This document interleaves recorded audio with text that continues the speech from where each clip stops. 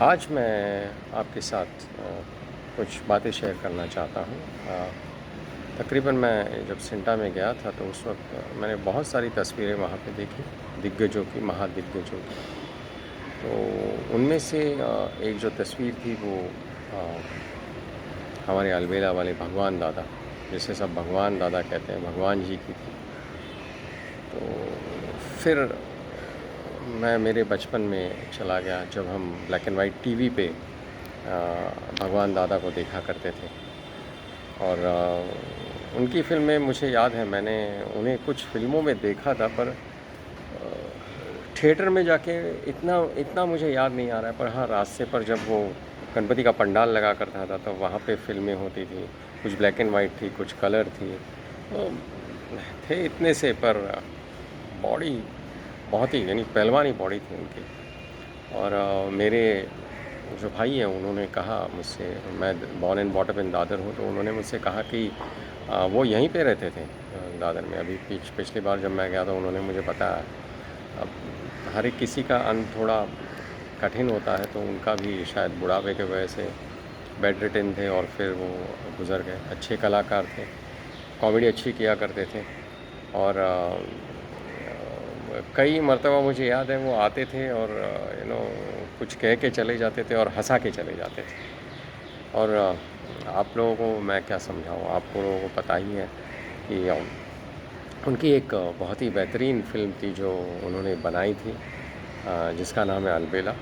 उनके production house के अंदर थी शायद वो। कुछ बातें शायद गलत हो सकती है, क्योंकि मैं ये लिख के नहीं बोल रहा हूँ, जो मेरे ज़हन में आता है, जो मेरे दिमाग में आता है, वो मैं कहता चला जाता हूँ। तो शायद कुछ ऐसा हो सकता है कि कुछ 19-20 हो जाए कहीं पे। तो मुझे याद है मेरा बड़ा भाई जो था वो कोहिनूर में उस वक़्त अलबेला री-रिलीज़ हुई थी। उस वक़्त वो कोहिनूर में गए थे, तब वो बता रहा था कि हम तो बच्चे थे, हम पिक्चर-विक्चर उस वक़्त देखा नहीं करते थे, जेब में पैसे नहीं थे। पर कभी-कभार सिस्टर आ जाती थी या भाई थे, वो लेके जाते थे तो हम उनके साथ चले जाते। तो वैसे मेरे मम्मी-डैडी भी मुझे बहुत सारे, यानी उनकी वजह से वो फ़िल्मों का जो दीवानापन है ना, वो मेरे अंदर घुस गया है। मम्मी-डैडी भी बहुत पिक्चर देखा करते थे। डैडी इतने नहीं थे, पर मम्मी को बहुत शौक़ था फ़िल्मों का, तो डैडी हम दोनों को लेके जाया करते थे। वो किस्से कभी सुनाएँगे, अभी वापस आ जाते हैं हमारे भगवान दादा जी के पास। तो वो बता रहे थे कि जब वो गाना आया, भोली सूरत दिल के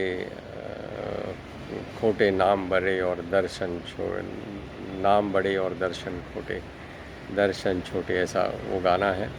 भोली सूरत दिल के खोटे, हाँ यस, खोटे, नाम बड़े और दर्शन छोटे। तो वो गाना जब शुरू हुआ था तो उनकी जो स्टाइल थी, रिदम, मुझे याद है हमारे सर थे अशोक कुरंग, है अभी भी है, तो उनका हमें अच्छा गाइडेंस मिलता है। तो वो हमें बताते थे कि हम उनके पास जब ड्रामा क्लासेस करते थे तो वो बताते थे कि डांस करने के लिए आपको डांस आना ज़रूरी नहीं है। जिन्हें डांस आता है वो तो बेहतरीन डांस कर सकते हैं, पर जिन्हें डांस नहीं आता उनके लिए वो बताते थे कि वो रिदम को पकड़ो। वो शायद गोविंदा जी भी ने यही कहा था। एक बार मैंने वो गोविंदा जी और शिल्पा शेट्टी की कुछ बातें सुनी तो उन्होंने कहा था, गोविंदा जी ने शिल्पा जी से, कि रिदम पकड़ो, रिदम। वही है, रिदम पकड़ने की कोशिश करते हैं। और उन्होंने बताया था कि भगवान दादा को डांस का आता था, पर वो रिदम पकड़ते थे ऐसे, वो जो किया करते थे, भोली सूरत दिल के खोटे, वो। और if I am not wrong it was Geeta Bali ji and that song. तो वो रिदम पकड़ना बहुत इम्पॉर्टेंट होता है।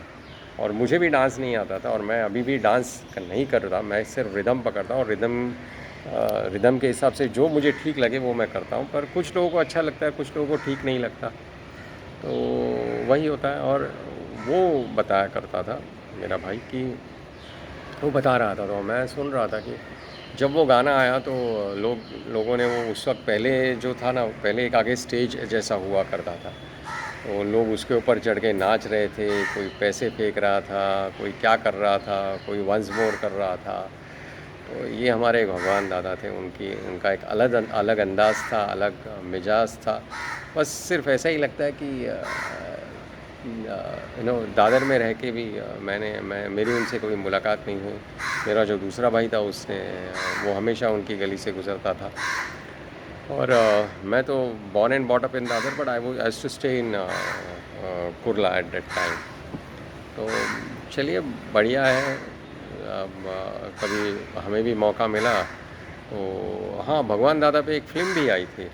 हाँ, याद है मुझे। उसमें गीता बाली का रोल विद्या बालन जी ने किया था शायद। हाँ, मराठी फ़िल्म थी और बढ़िया फ़िल्म बनाई थी।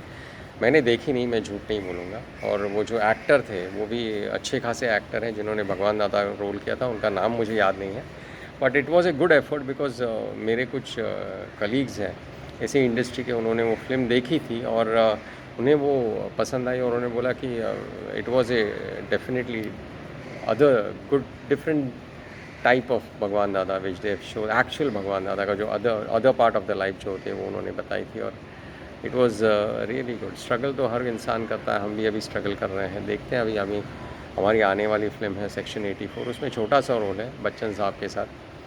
तो अभिषेक बैनर्जी भी हैं उनके साथ। तो मेरे 2 सीन्स हैं, तो ऊपर वाले ने चाहा तो वो क्लिक हो जाए। पर इंडस्ट्री में सिर्फ एक रोल क्लिक होने से कुछ नहीं होता, आपको पता है।